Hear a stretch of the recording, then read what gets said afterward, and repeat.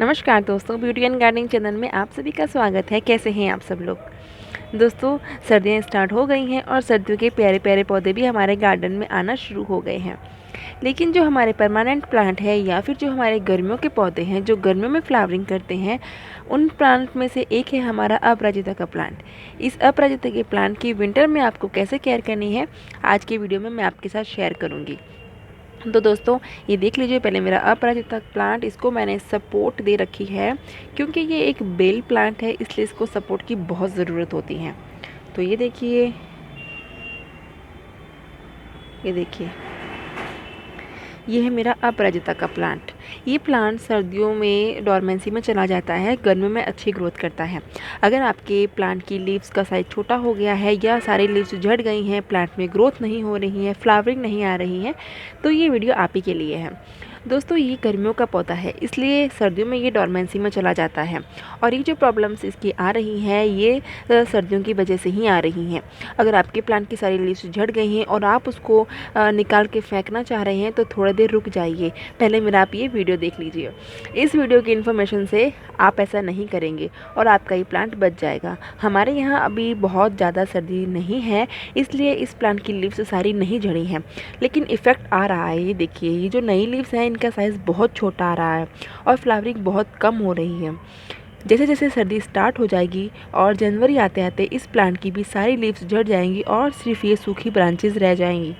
इसमें घबराने की बात नहीं है दोस्तों, प्लांट डोरमेंसी में चला जाता है।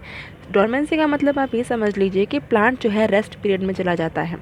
रेस्ट पीरियड में प्लांट में कोई ग्रोथ नहीं होती है या फिर जो ग्रोथ है वो बहुत स्लो हो जाती है। ये देखिए, पुरानी लीव्स देखिए बड़ी हैं और जो नई ग्रोथ आ रही है वो बहुत छोटी है। तो ये सर्दी की वजह से है। अब आपको मैं बताती हूँ आपको करना क्या है। आपको कुछ बातों का ध्यान देना है। सबसे पहली बात ये दोस्तों, आपको इस प्लांट को जो है सनलाइट ज़रूर दिलवानी है।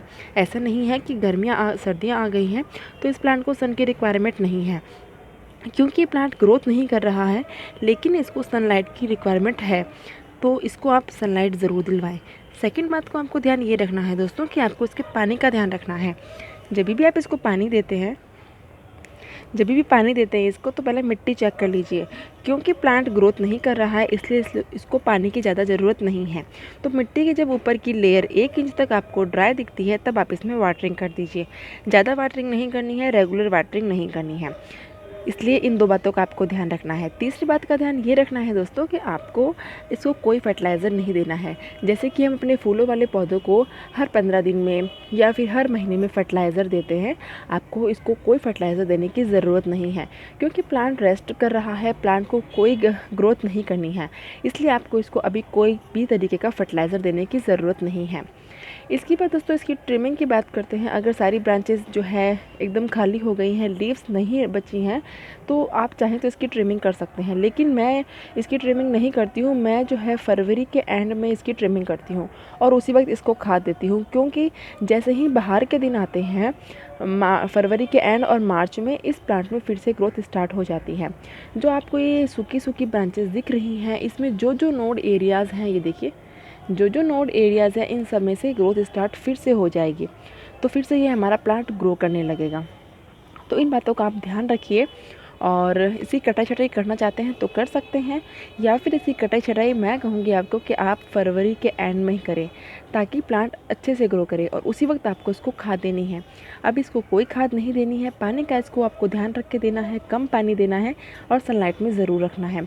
अभी जनवरी तक आते आते इसकी सारी लीव्स झड़ जाएंगी, तो कोई टेंशन वाली बात नहीं, आपका प्लांट ख़राब नहीं हुआ है, आपका प्लांट फिर से ग्रो करेगा। तो इन छोटी छोटी बातों का आप अपने प्लांट पे ध्यान दीजिए। अगर आपको बीच में कहीं लग रहा है कि प्लांट पे कोई पेस्ट लग गया है, तो आप कोई भी पेस्टिसाइड्स का यूज़ कर सकते हैं। जैसे कि अगर आपको इस पर कोई भी ब्लैक स्पॉट्स दिख रहे हैं या फिर कोई तरीके का पेस्ट लग रहा है, तो आप कोई भी ऑर्गेनिक या फिर आप जो भी केमिकल जो भी आप यूज़ करते हैं, आप उसका स्प्रे इस पर कर सकते हैं। तो इन बातों का आपको ध्यान रखना है। और अगर दोस्तों आप कोई पेस्टिसाइड का यूज़ नहीं करना चाहते हैं तो आप नॉर्मली कोई भी जो पानी जो नॉर्मल पानी होता है आप उसका भी इस पर स्प्रे कर सकते हैं ताकि इस पर कोई कीड़ा ना लगे। आपको इन बातों का ध्यान रखना है। पहली बात, आपको उसको पानी ध्यान से देना है। दूसरी बात, इसको सन ज़रूर दिलवाना है। तीसरा, आपको उसको कोई फर्टिलाइज़र नहीं देना। चौथा, आपको इसका ध्यान रखना है कि इस पर कोई तरीके का कीड़ा ना लगे। तो इन बातों का अगर आप ध्यान रखेंगे तो आपका ये प्लांट सर्दी में बच जाएगा। और जैसे ही बाहर के दिन आएंगे फरवरी में ये प्लांट फिर से, फरवरी मार्च में ये प्लांट फिर से आपका ग्रो करने लगेगा और फिर से हेल्दी हो जाएगा और घर में आते आते ये प्लांट आपकी बहुत अच्छी फ्लावरिंग करेगा। तो इन कुछ बातों का आप ध्यान रखिए। मैं भी आपको दिखाऊं, मेरे भी प्लांट पे देखिए बर्ड्स भी बन रही हैं और फ्लावरिंग भी हो रही है, लेकिन फ्लावरिंग बहुत कम हो रही है। ये देखिए, ये फ्लावर कल तक खिल जाएगा। तो ये देखिए और भी बर्ड्स भी बन रही हैं और ग्रोथ भी हो रही है, लेकिन ग्रोथ बहुत स्लो हो रही है। तो इन बातों का आप ध्यान रखिए ताकि आपका प्लांट एकदम सही रहे और फिर से ये हरा भरा हो जाए और फिर से गर्मी में आपकी फ्लावरिंग करें। तो आई होप दोस्तों आपको आज का ये मेरा वीडियो पसंद आया होगा। अगर पसंद आया तो लाइक शेयर ज़रूर से कर लीजिएगा। इसी तरीके की और वीडियोस देखने के लिए मेरे चैनल को सब्सक्राइब कर लीजिएगा। तो दोस्तों मिलते हैं फिर किसी और वीडियो में किसी और टॉपिक के साथ। तब तक के लिए bye bye. Thank you for watching.